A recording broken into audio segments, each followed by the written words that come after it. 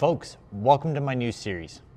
In an effort to help you stay informed and develop a platform to share ideas, I'm going to be breaking down 3 of the biggest stories from this week. The first news is coming out of Canada, where Justin Trudeau at 10:45 a.m. Eastern Time announced his resignation. He said he will stay in office until they find a suitable leader. This comes after he's been under intense criticism over how Canada has been developing over the last few years. Primarily, I would say since COVID is when it really started to take a turn. His time is up. It doesn't matter whether you think he was good before, terrible now. The fact of the matter is, I think we need a new leader. He's been the Prime Minister since 2015. His resignation follows after he released Finance Minister Chrystia Freeland right before Christmas. It'd be crazy to think if he announced her as his the leader that he recommends. But he also claims there's going to be a competitive nationwide search that will probably last a lot longer than it needs to. It's crazy to also think that this all started to fall apart within months, even days probably after Trump got elected down in the States, that our government just started falling apart when he started suggesting that he's going to start dinging us with export tariffs, import tariffs into the U.S., whatever you want to call it. I think it's really got people scrambling about what's going to happen, because I think our economy is in an interesting place, to say the least.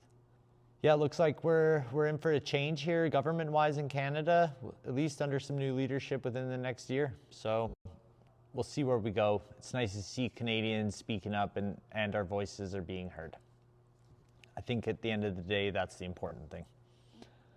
Next, we've got the Supreme Court in the U.S. is set to have their social media ban, aka the TikTok ban, which boils ultimately down to national security and privacy concerns. I don't know if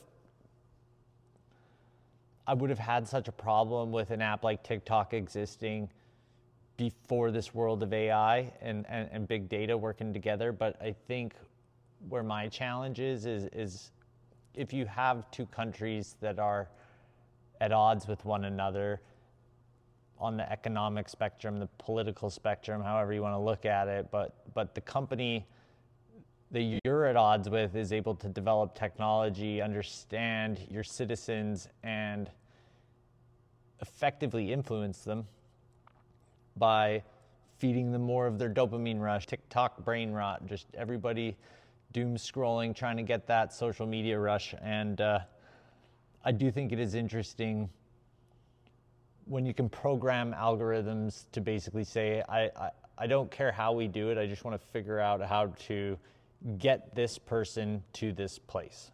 And then you let the algorithm piece together that journey for most companies with social media platforms is to get people to stay online and click ads that are going to help them buy something or take an action that benefits the advertisers, because that's generally how this whole world works. People are on there, they're selling you, the individual, to the advertisers, right? So it's a little leery when you got someone like China saying, hey, we've got this many people on our platform, we've got this much data on them.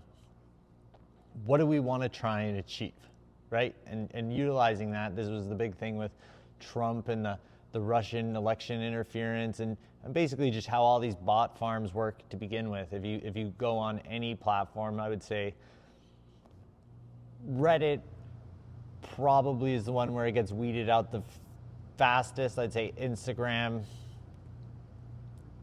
X, probably where it's one of the most heaviest. There's just all these things out there pushing stories and people advertising to target you, and I get a little leery about it. I like what TikTok does and what it's kind of created for users, I guess, where you have everything, and again this goes back to like you get in what you get out with algorithms, right? If you're constantly searching mindless entertainment, you're just going to keep getting fed that. But I think one thing that TikTok has done well is help people get to the point quicker. teach me how to do something, like change my oil, but instead of making me watch a 20-minute YouTube video that's super slow and boring, give it to me in 35 seconds flat. That's TikTok. But we'll keep our eyes on this story, and we'll report back as things develop. One of the next stories circulating is that January has a lot of big economic data set to release. One of the big ones in the US, inflation, 2.2%, slightly above what the Fed had as their target. They're saying in the US right now unemployment is around 3.5%. The stock markets have definitely shown some volatility here. Obviously the excitement and the rush for crypto with Donald Trump in the markets there, but for Canadians, inflation is expected to be around 2%. We just announced another interest rate cut here. The economy is expected to grow very modestly. They're saying a 1.5% for 2025. The dollar is forecasted to strengthen in 2025.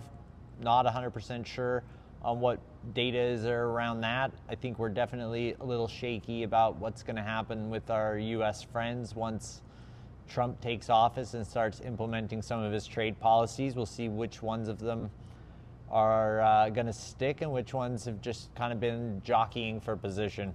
The Federal Reserve said that they are definitely monitoring inflation closely to ensure sustainable growth. So we'll see what kind of plans we have in store. I'm kind of gearing up for interesting 6 months to start 2025 off, and then going to make some decisions then. There are concerns about population growth slowing, and obviously our immigration policies that I think are due for a review.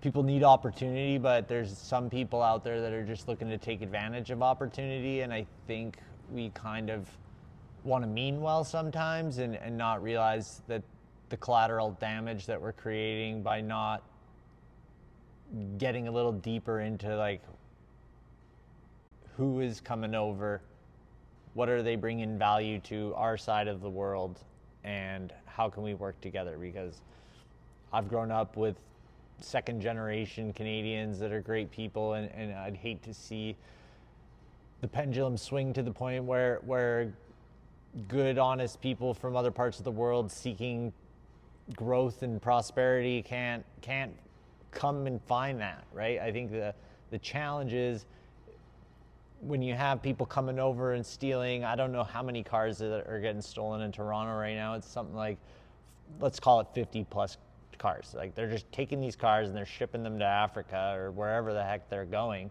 And it's like, who are these people doing that, right? Like, we need to do a deep study into it, because I have a hunch, just a hunch. You don't have to believe it or not, but some of these people aren't the best. They're screwing it up for the rest of us, basically, is what I'm thinking. You know, I think we're going to have to sit tight, see where it goes. The stock market has been absolutely crazy over the last while, and it'll be interesting to see if it just continues to go, or do we find balance? Because the one thing I'm hearing more often than not is everybody's bills are more, and people are having a tough time getting by. So it's like, what's going to give here?